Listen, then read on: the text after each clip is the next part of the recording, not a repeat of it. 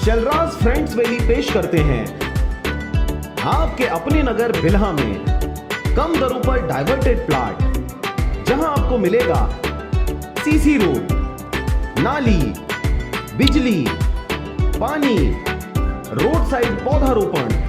तो देर किस बात की, आज ही संपर्क करें शैलराज बिल्डकॉम में। मोबाइल नंबर है 9098605060 या फिर 7693940333 पर।